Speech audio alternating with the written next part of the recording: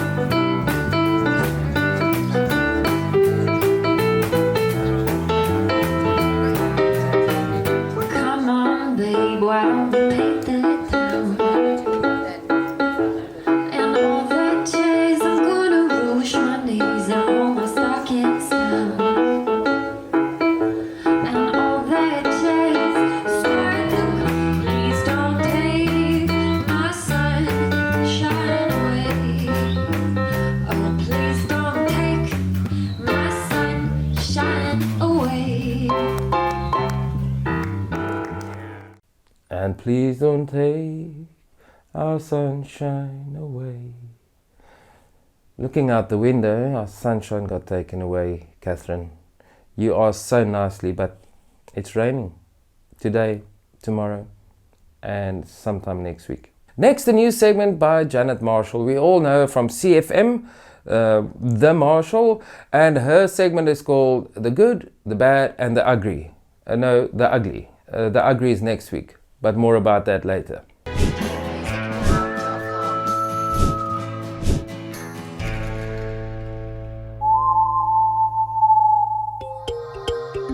Hi, Marshall here. Welcome to my first segment on Village TV, The Good, The Bad and The Ugly.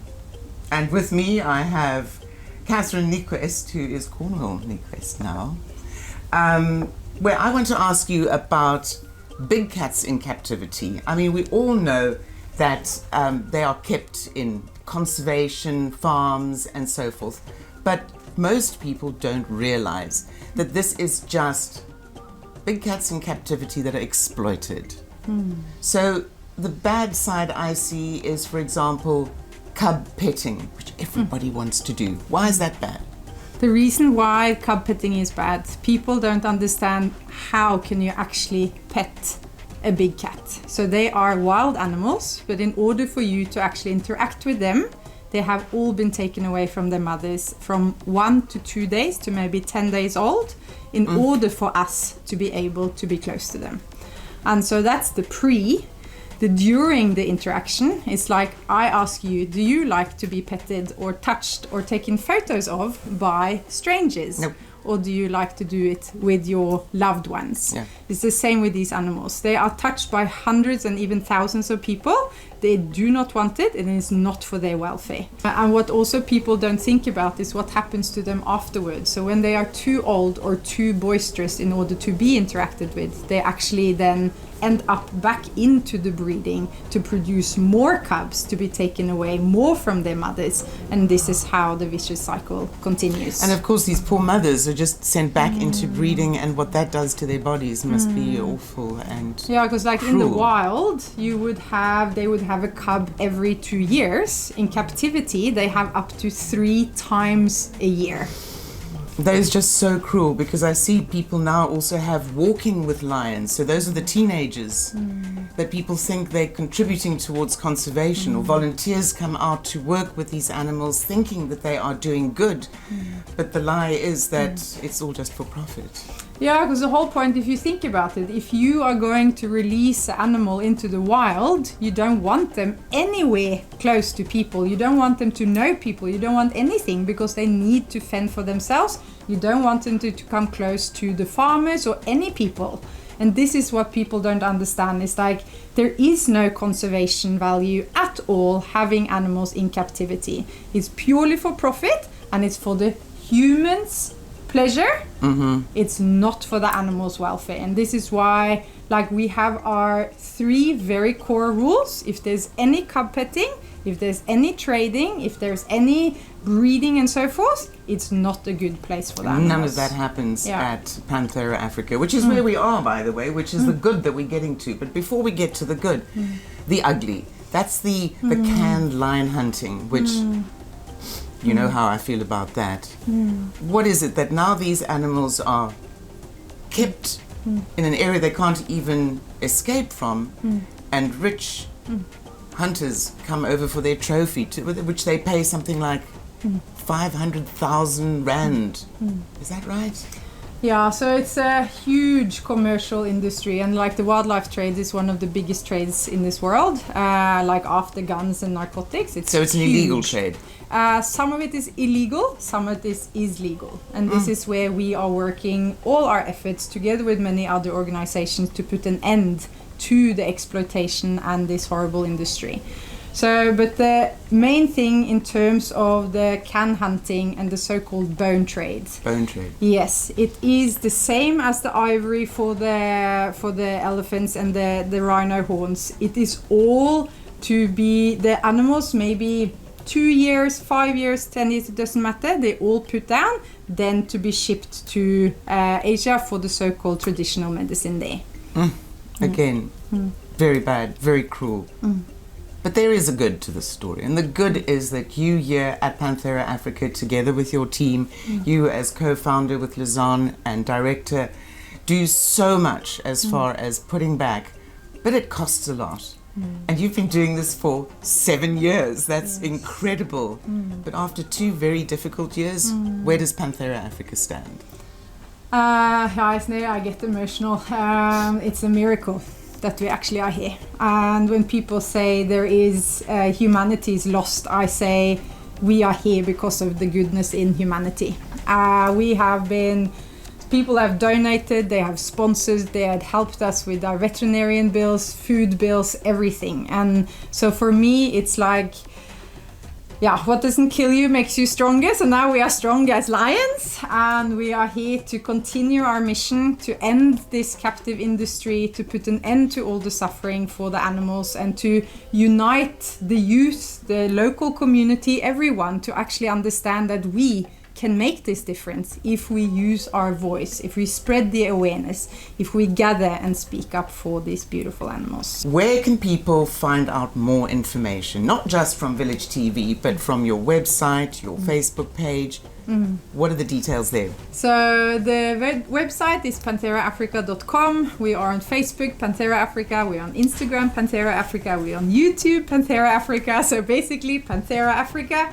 And you can pre-book and come and visit us, both for you to learn how you can make a difference, but also to like every single penny helps. If you come here just with your entrance fee, it is also a beautiful contribution. And now there's actually a local is lekker special for 50% in May. So that is also nice we want to give back to the community, for they have helped us, so we're hoping that then they can come here. Well, thanks so much for that information. Again, I urge our viewers to go to your website or check out your social media for the details, because you have rules, and that's out of respect for the animals. So good luck for 2022. Thank you so much.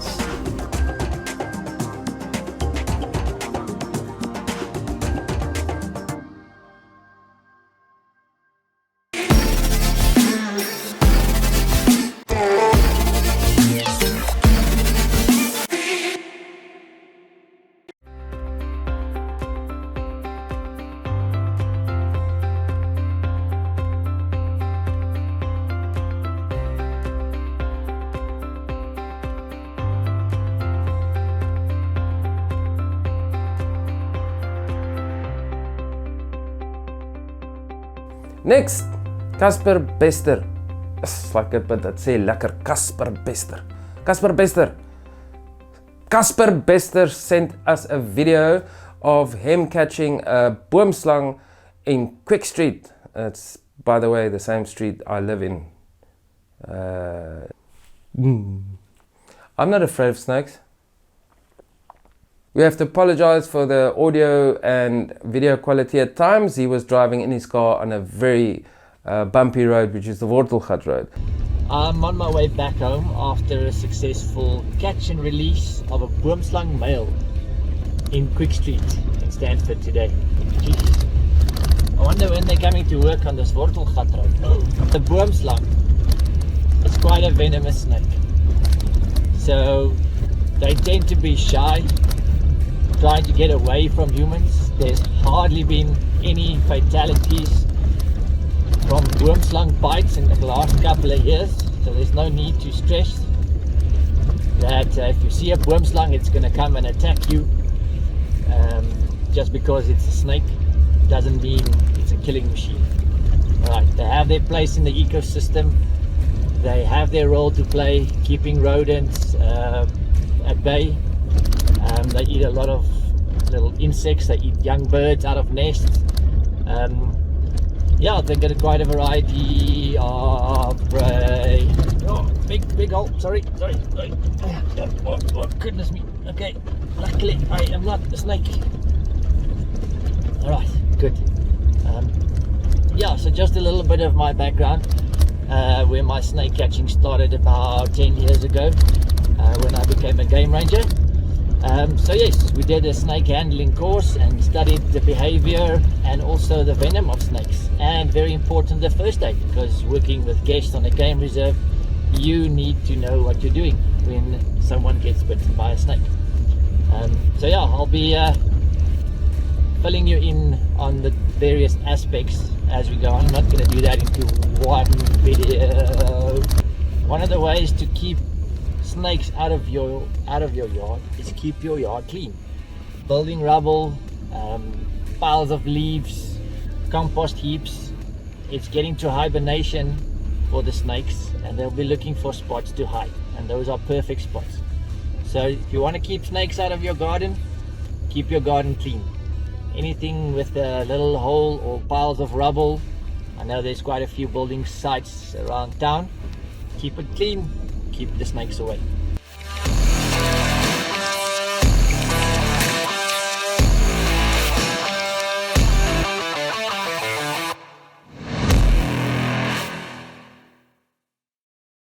I want to encourage the rest of the village to also send some video footage in, anything interesting that you might see or find. And Karen, don't send us your pole dancing videos.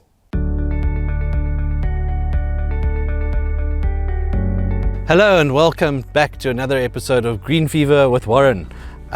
This week we are doing something really exciting, one of my favorite things, and that's making hypertufa pots. Tufa is a kind of very lightweight volcanic stone, and hypertufa is the fake version of that you and I can make at home. These pots are really great for succulents, but also you could use them for ferns and for tropicals, and moss loves to grow over them, so they age really well. And as far as succulents are concerned, the drainage is just perfect, and it keeps the roots nice and cool. So you can get creative with these in all kinds of ways. In terms of their finishes, you can see I've got a few here. These were made with white cement, and I used a pigment powder, which you can buy at any hardware store, to color them.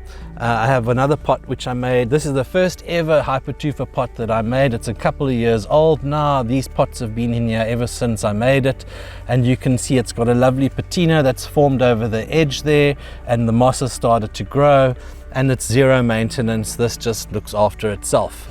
So what do you need to make one of these? You're going to need a mold. I've used these plastic salad bowls in the past. There you can see there's a pot.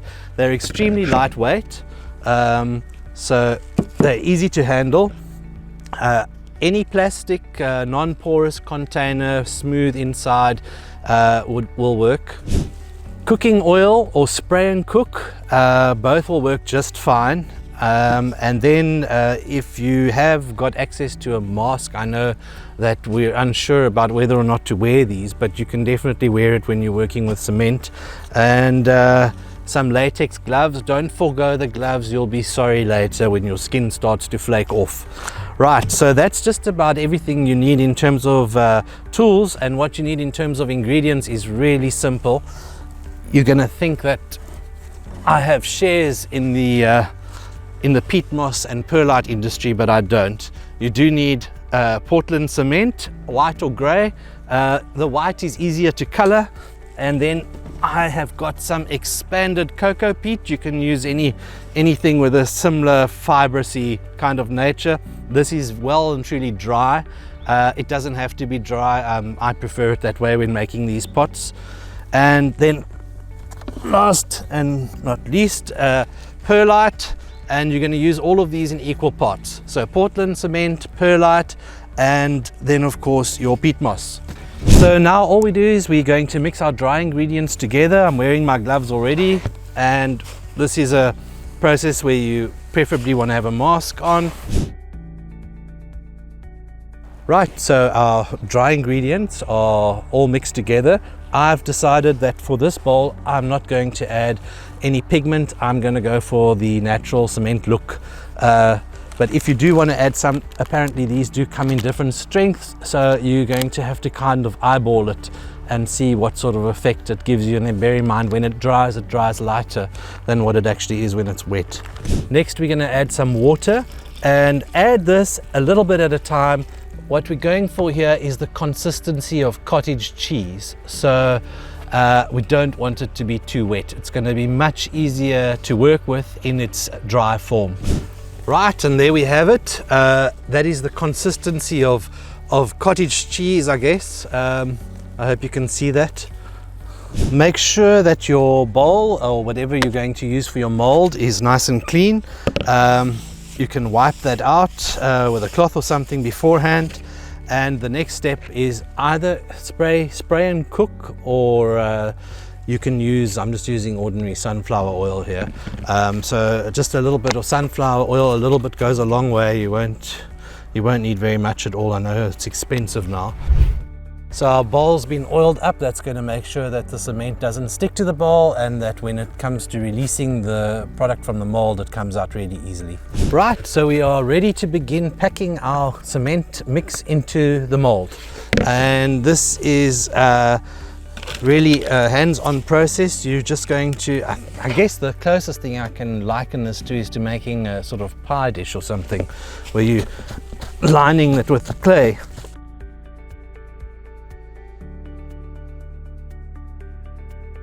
Right, so I've packed my cement mix in. I'm just going to add some more to the base here to thicken that up a bit. I've used my finger just to check to see how thick it actually is. Now, you can make these walls thinner and you can make the base thinner, but I think it also looks better because you're going for a rock look. So if it's nice and substantial looking, it just adds to the feel. And last but not least, you're going to need to make a hole. You can use a piece of pipe. I'm just going to use my finger and poke it straight through there. And now the secret to success with these pots is do not let this dry out for the next 3 to 5 days. So if possible, put it inside a black bag or some kind of plastic container, and close it off so that the air can't get in and that the moisture is trapped inside, and then let it cure slowly over about a 5-day period. Alternatively, you can spray it with water. You can just turn your hosepipe onto a fine mist and spray over it.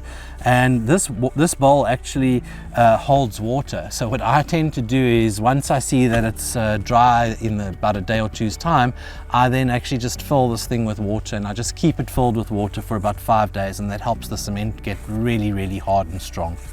So once it's dry, it's obviously fairly durable, but if you do choose to throw it, kick it, or rough handle it, there's a chance it'll break. You could always reinforce it with wire if you think it's necessary, but in general this is fine, because once it's planted you're not really going to do anything with it.